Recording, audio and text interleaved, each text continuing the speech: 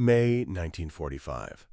The war had collapsed like a building gutted from within, and the rubble still smoked in German towns. Tanks with white stars rumbled over cobblestones slick with rain, their tracks chewing through the last symbols of a Reich that had promised 1,000 years and lasted only 12. On the sidewalks, civilians poured out, thin, hollow-eyed, carrying bitterness like a second skin. The day the Allies rolled in was not just the end of a regime. For some, it became the beginning of humiliation. At the center of it all marched a column of women in faded gray uniforms. They were auxiliaries, typists, signal operators, messengers, part of the machinery of a Nazi system now crushed under its own arrogance.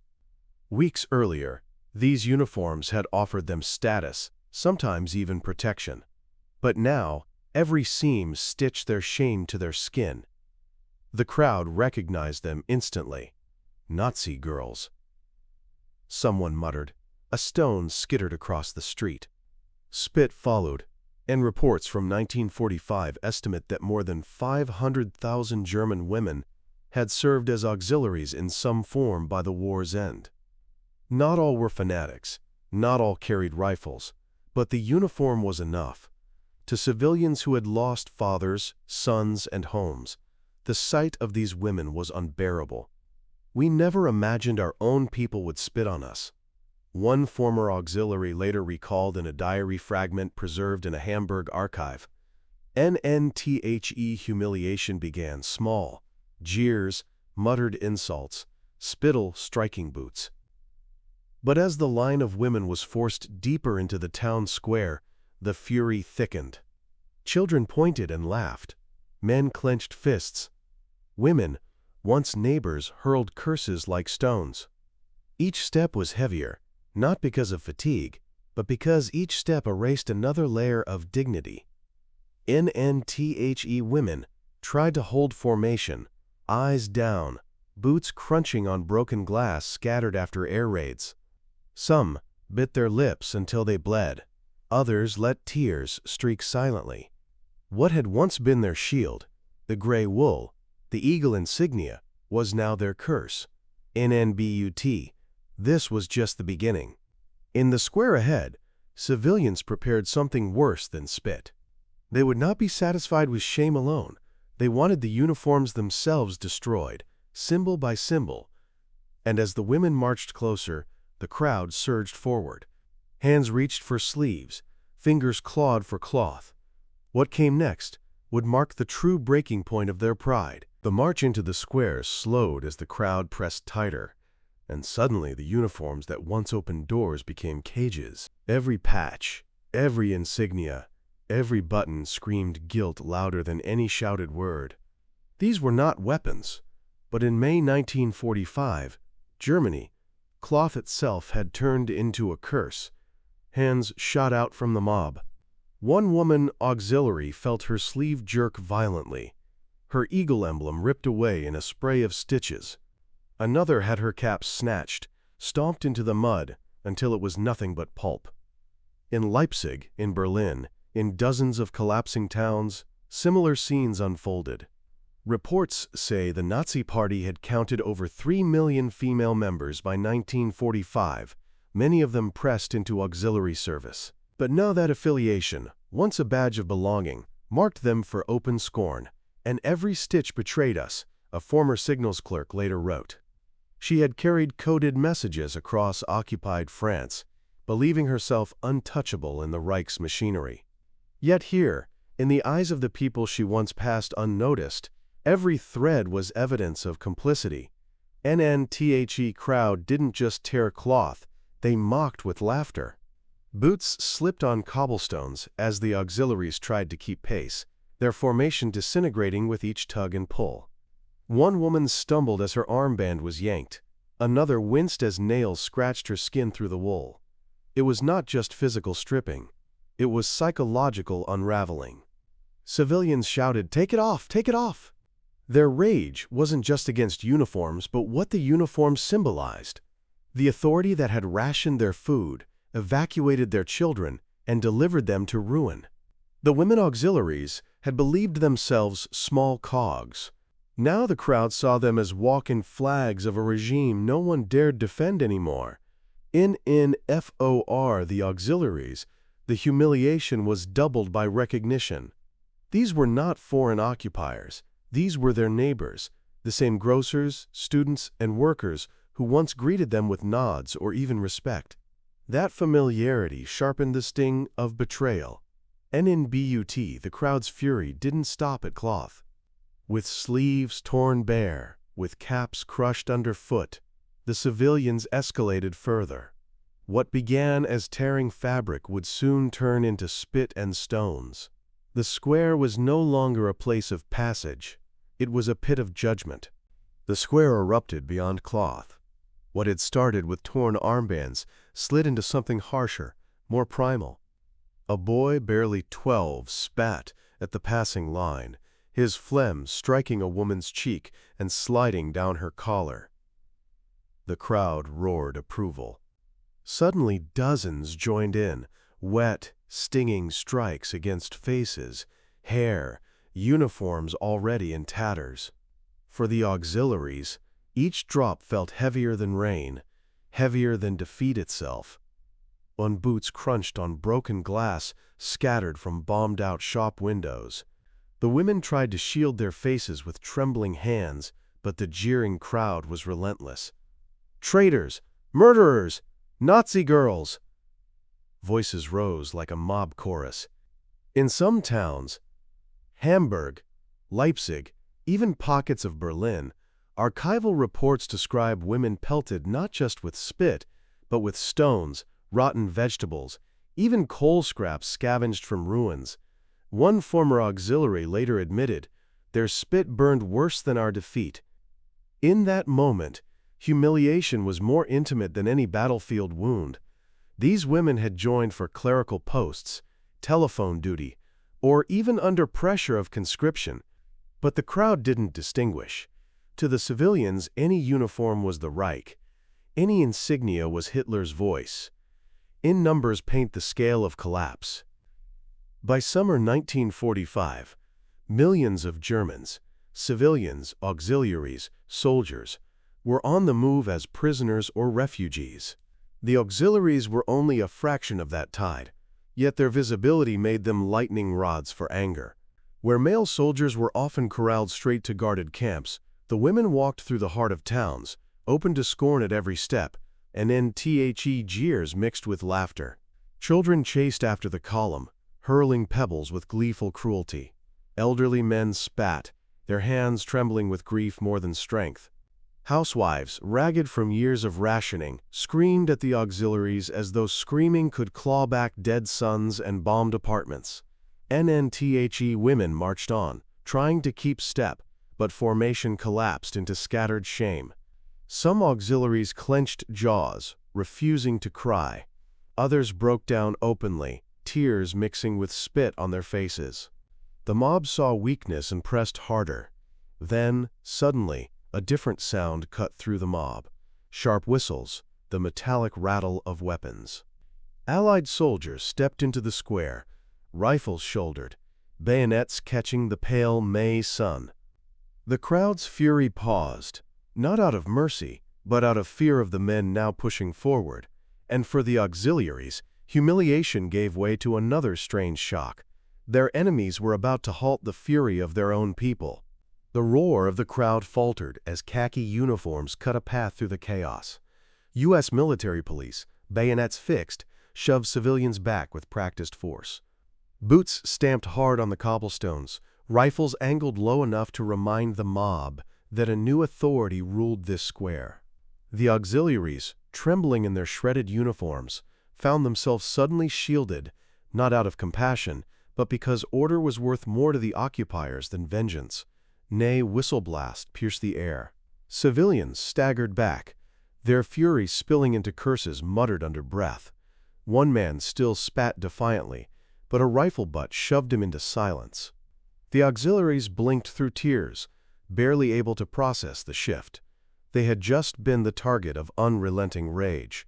Now their enemies, foreign soldiers with accents they barely understood, were the ones forcing their neighbors to stand down. Reports from May 1945 described these scenes across central and northern Germany.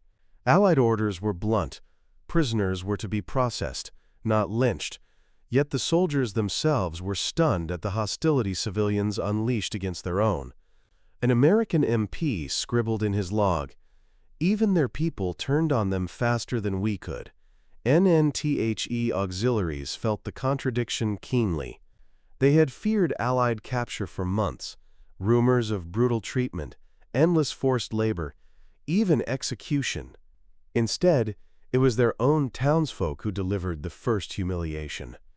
"Even our enemies stopped the fury of our own people," one woman later wrote. That realization broke something deeper than pride. Numbers underline the turmoil. By 1945's end, over 2 million women and girls were displaced across Germany, many stripped of status, security, or homes. The auxiliaries were herded into that tide, another current of loss swept into makeshift detention zones. And in the square, Allied MPs barked orders. "March!"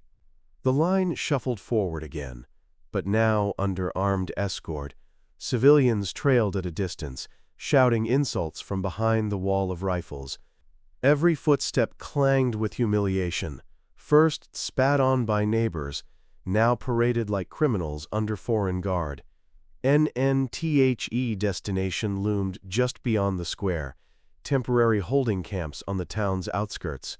Wooden gates, barbed wire strung hastily over fields, the stink of straw bedding already damp with spring rain. The auxiliaries were about to discover that humiliation did not end in the square. It followed them through those gates. The column moved out of the square, boots dragging across uneven cobblestones, escorted now by American rifles. The fury of the townspeople didn't vanish. It followed at a distance. Children jogged alongside the line, laughing, tossing stones into the mud near their feet. Housewives leaned out of shattered windows to jeer, some waving scraps of burned cloth, as if mocking the uniforms stripped minutes earlier. NNFOR, the auxiliaries. Every step was heavier than the last. They had walked streets like these before, but then they wore their uniforms with pride. Now, each patch of rubble reminded them of a Reich that had collapsed, leaving them exposed to both the rage of neighbors and the judgment of enemies. The sting of spit still clung to their skin, a damp reminder of the square's humiliation. Numbers capture the scale of what was happening. By summer 1945, over 11 million prisoners of war were held in Europe, streaming into camps scattered across Germany, Austria, and France. Among them were thousands of women auxiliaries, secretaries, telephone operators, nurses, swept into the machinery of surrender. Their march into captivity was not hidden. It was performed in full view of the civilians who despised them. NNTHE line trudged past rows of children who laughed cruelly. Kinder lachen tut mehr weh, als Stein, one woman later remembered. Children's laughter hurts more than stones. That sound was harder to endure than curses. It reduced them not just as soldiers, but as women, stripped of dignity in the eyes of the next generation. And as they neared the edge of town, the outline of a makeshift camp appeared. Barbed wire stretched across wooden posts hammered into damp earth. Beyond the gate stood rows of tar paper barracks, roofs sagging under spring rain. Smoke from cooking fires drifted lazily, carrying the acrid smell of boiled cabbage and damp straw. The women auxiliaries stiffened. They had heard rumors of these camps, crowded, filthy, filled with disease and despair. NTHE gates creaked open. Guards shouted, gesturing with rifles. The column stepped into mud, churned by hundreds of boots before them. Behind them, the gates clanged shut with a metallic finality. The square's humiliation was past, but within these walls, a new one awaited. Inside the camp, the first order was clear: strip them of what little they still carried, the last remnants of their uniforms and their pride. Inside the barbed wire, The air smelled of wet straw and sweat, a sharp contrast to the open streets.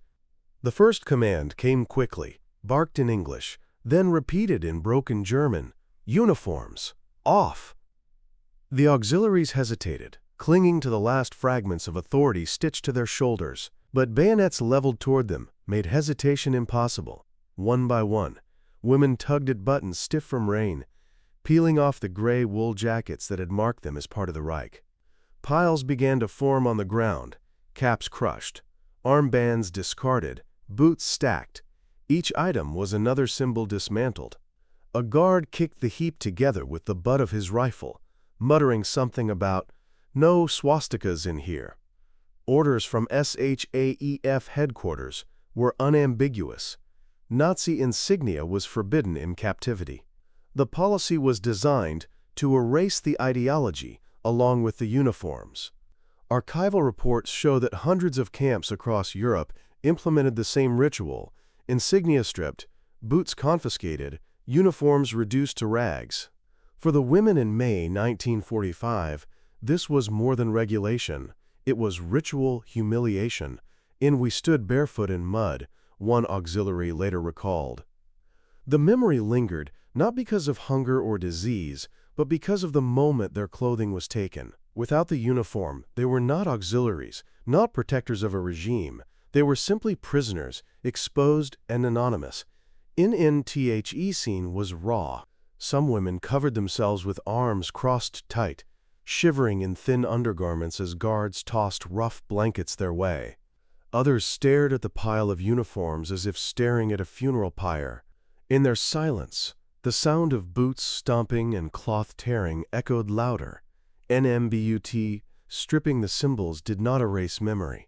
Civilians outside still remembered who these women had been, and within the wire, the women remembered too. The uniforms might be gone, but humiliation lingered in every glance, every smirk from a guard who knew the power balance had reversed completely. When the piles of wool and leather were finally carried off, the camp settled into a restless quiet. The women huddled in barracks that stank of damp straw, unable to sleep. For them, the worst humiliation wasn't losing the uniforms. It was the realization that their enemies were about to feed them better than their Reich ever had. The first night in the camp, hunger gnawed at every stomach. Many of the auxiliaries had not eaten properly in days, some in weeks. They braced for starvation rations, expecting crusts of bread or thin soup like those they had seen handed to German refugees outside the wire. Instead, a whistle cut through the rain, and guards pointed them toward the mess line. What waited was shocking. Metal trays slapped down scoops of boiled potatoes, slabs of canned meat, and even slices of white bread. A tin jug poured coffee that steamed in the damp air. For women who had spent the last months of the war on ersatz substitutes, acorn coffee, sawdust bread, watery turnip stew, this was unthinkable. Official records confirm the disparity. U.S. camps provided an average of 200 calories per prisoner per day, a figure nearly double what many German civilians survived on in spring 1945, when Berliners scraped by on less than 1,000. The contrast was humiliating. These women, once elevated by uniforms, were now prisoners being fed better than their own families outside. NNTHE auxiliaries ate in silence, each bite heavy with shame. Some tried to hold back, refusing food as a gesture of pride, but hunger overpowered resolve. One woman whispered later, "They fed us better than our Reich ever did." The irony was too sharp to ignore. Their enemy was treating them with a kind of crude efficiency that their own state had never managed. And from the watchtowers, American guards chewed gum and smoked, indifferent. To them, food was logistics. To the women, it was another layer of disorientation. Every spoonful deepened the collapse of what they thought they knew. The Reich had promised strength, discipline, unity. Yet here, under barbed wire, came the first real coffee they had tasted in years. NNTHE mess hall echoed with the scrape of tin spoons, a sound louder than conversation.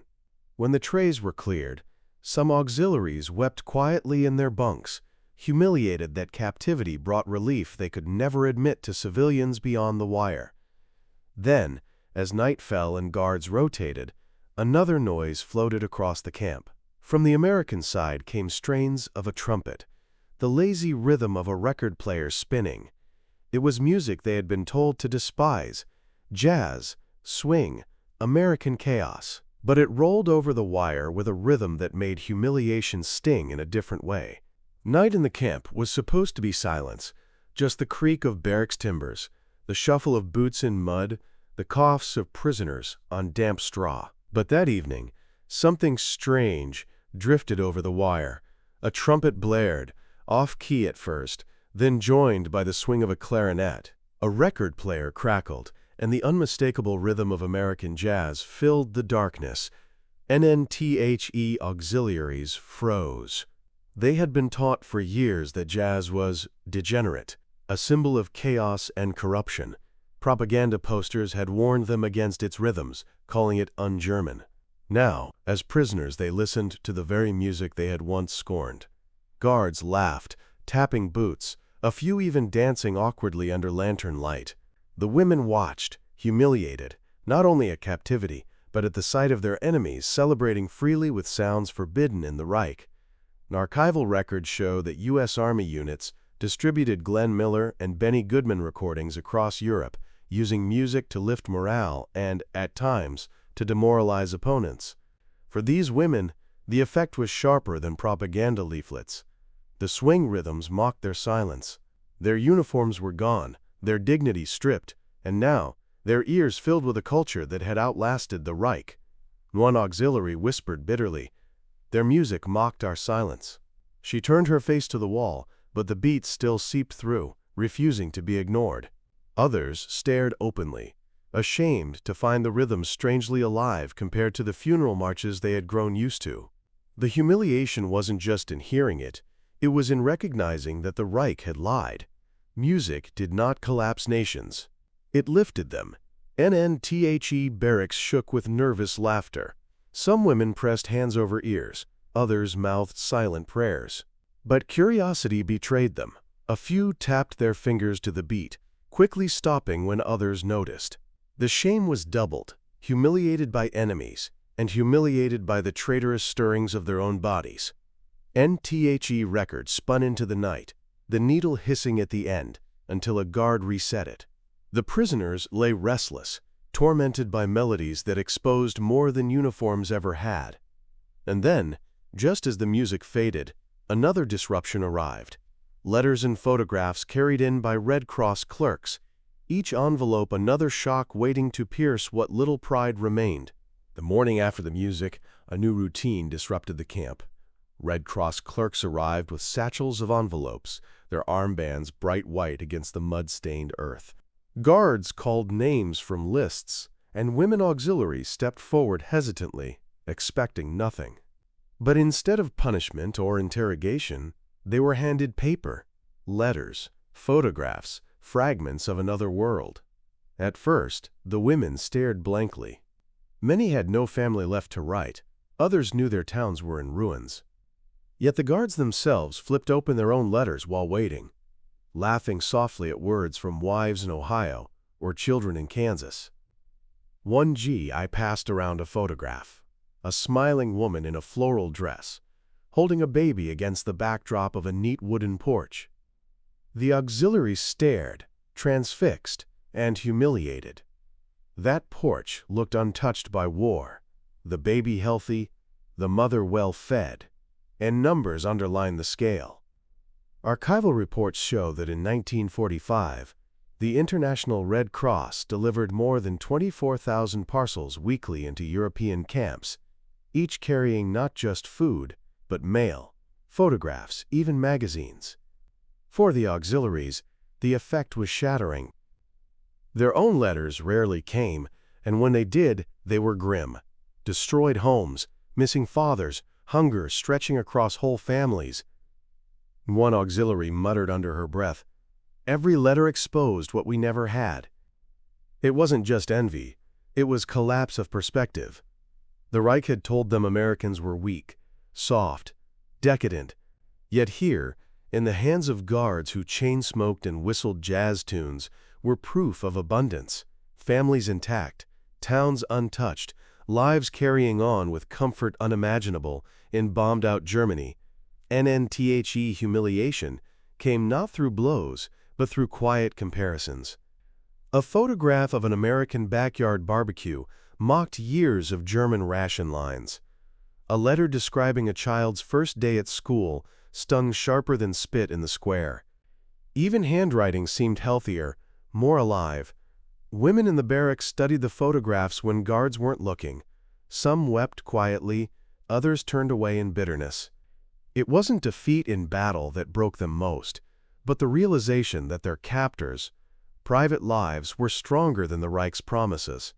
And just as the auxiliaries struggled with that revelation, whispers spread through the camp. The guards had another punishment planned, one that would cut deeper than uniforms ever could. Scissors gleamed in the sunlight. The rumor became reality at midday. Guards marched the auxiliaries into the yard, the mud packed hard beneath boots. A wooden stool was dragged into the center. A pair of scissors gleamed in the sun, passed from one American MP to another. The meaning was instantly clear. One by one, women were ordered forward. Their long braids, carefully maintained even through the war, were yanked back tight. The blades snipped with a metallic bite, and strands of hair tumbled into the mud. Gasps echoed from the line as braids, symbols of youth, pride, even femininity, were cut away. The humiliation was sharp, visible, and irreversible. NN reports confirm this was not an isolated act. Across occupied Europe, dozens of towns documented the ritual shaving or cutting of women tied to the Nazi cause, collaborators, auxiliaries, even suspected sympathizers. For communities, it was vengeance by spectacle. For the women, it was an intimate assault, one that stripped them more naked than losing uniforms ever had. "We felt our beauty fall with each strand," one former auxiliary later admitted in testimony. The hair was more than vanity. It was memory, identity, even armor in a world where appearances carried weight. Watching it scatter into dirt while civilians jeered from outside the wire cut deeper than hunger or cold. Some tried to resist, jerking their heads, but the grip of guards was firm. Others clenched fists so tightly their knuckles split. A few women broke down completely, sobbing as locks fell, their humiliation amplified by the laughter drifting from the crowd beyond the camp fence. NNTHE ground soon looked littered with trophies, blonde braids, dark curls, rough tufts, all muddied together. A guard shoveled them into a sack, tossing it aside, as if disposing of trash. To the auxiliaries, it felt like their last claim to dignity swept away with a boot. When it ended, the women stood in line with cropped hair, faces exposed, looking younger, smaller, and infinitely more vulnerable. The barracks whispered that this was just the beginning, that more punishments awaited. But the next task would not be symbolic.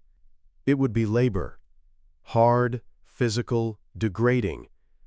NNTHE scissors were put away, but buckets and brooms were brought out. Humiliation was about to shift from image to sweat. The morning after the hair cuttings, humiliation turned heavier.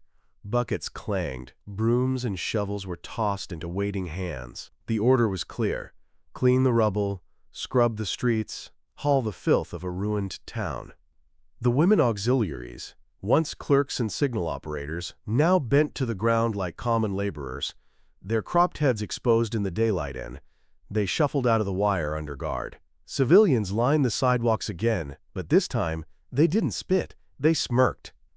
To see once proud auxiliaries on their knees, scrubbing soot from pavements bombed by Allied raids, was satisfaction enough. The women were forced to shovel bricks into carts, sweep ash from stairwells, and carry pails of water to wash Nazi slogans off crumbling walls. Every scrape of brush on stone was another reminder of defeat, and statistics give weight to the humiliation. By late 1945, Over 700,000 Germans, men and women, were pressed into forced labor by the Allies, clearing mines, dismantling factories, and repairing shattered infrastructure. For female auxiliaries, the work was doubly punishing.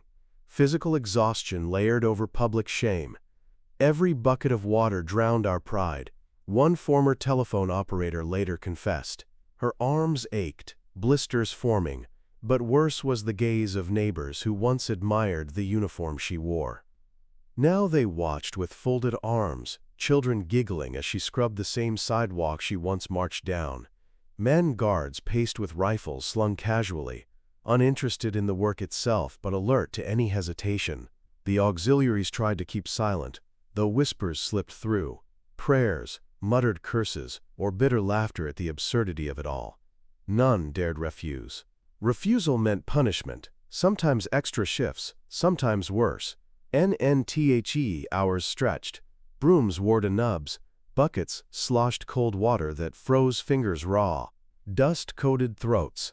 Still, the civilians never let their presence fade. They leaned in doorways, pointing, sometimes snapping photographs with salvaged cameras. Each click of a shutter captured humiliation in permanence. NNBY dusk. The women stumbled back to the camp, hands blistered, clothes streaked with grime. They collapsed on damp straw, shoulders hunched, tears hidden behind hands. The day had broken them more than the scissors had.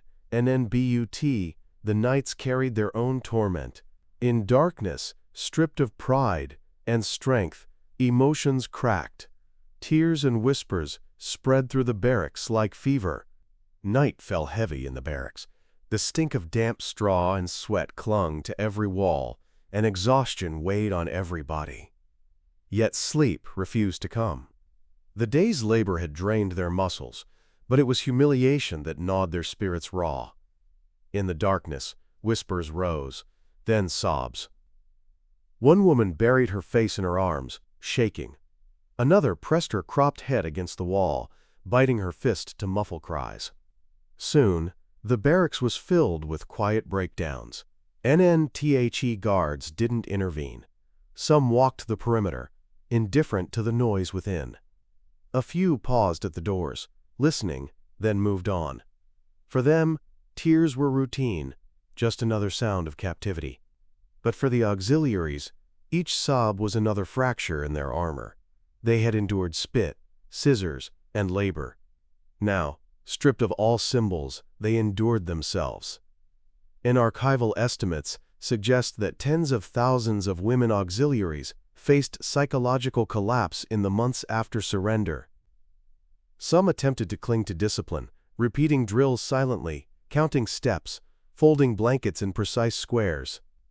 Others abandoned pretense entirely, rocking back and forth like children, or clutching trinkets smuggled in combs, buttons, scraps of cloth, as if those fragments still carried identity. One remembered it bluntly years later. Tears came louder than orders. The Reich had drilled them in silence, in efficiency, in unwavering loyalty. But under barbed wire, the silence cracked, replaced by sobs that spread contagiously, breaking whatever solidarity remained. In some guards, human enough, whispered comfort in broken German. "It will pass," one reportedly told a prisoner. Yet even those words, meant to calm, deepened humiliation. To receive sympathy from the enemy was unbearable. The auxiliaries longed for strength, but found only collapse reflected in each other's eyes. NBY dawn, the barracks reeked of sweat and grief. Faces were swollen, straw damp with tears. The women rose, not refreshed, but hollow, the night's breakdowns visible in every sluggish step. They shuffled toward another day of work, but now even pride and endurance was gone. NNTHE humiliation had stripped them piece by piece. Uniforms, hair, labor, dignity. What remained was survival. And as the days passed, they realized survival itself carried its own bitter lesson. NNTHAT final lesson would come, not from crowds or scissors, but from memory, the enduring sting of spit in the square, forever marking the verdict of history. The war's thunder had ended, but for the auxiliaries, the echo never stopped. May 1945 remained etched in memory: the square, the spit, the laughter of children. No battlefield defeat felt as intimate. Uniforms could be replaced, hair could grow back, but the sting of neighbors, contempt was permanent. What lingered was not the sound of artillery, but the wet slap of spit on gray cloth. Numbers framed the scale of collapse. By war's end, hundreds of thousands of female auxiliaries served in the Nazi system, scattered across Europe in offices, signal posts, and air defense units. Many were barely 20. Some were true believers. Others had been swept in by pressure or survival. But in May 1945, the distinctions blurred. Civilians did not care who had typed orders or who had fired rifles. A uniform was guilt enough. We survived, but never again with pride. One former auxiliary later confessed. Her words encapsulate the bitter paradox. They lived, unlike millions swept into the graves of Stalingrad or Dresden. But survival itself became its own sentence, a life shadowed by shame. NNTHE humiliation of May 1945 was not designed by tribunals or decrees. It rose organically, from the rage of civilians whose lives had been shattered. Spit, scissors, forced work, and laughter. Small acts compared to the carnage of war, yet devastating in their intimacy. These were not faceless bombs. These were neighbors, standing close enough to see every tear. In that proximity lay the true punishment. History had already condemned the Reich through military defeat. The people condemned its servants through humiliation. And for the auxiliaries, that verdict carried no appeal. Years later, photographs survive. Women with cropped hair, marching under guard, eyes cast downward. Grainy, black and white, the images tell more than memoirs ever could. They freeze the moment when pride dissolved, when uniforms turned from armor to curse, when survival meant bearing a scar, invisible but permanent. NNTHE, spit in the square, was not just liquid. It was history's mark, staining long after it dried.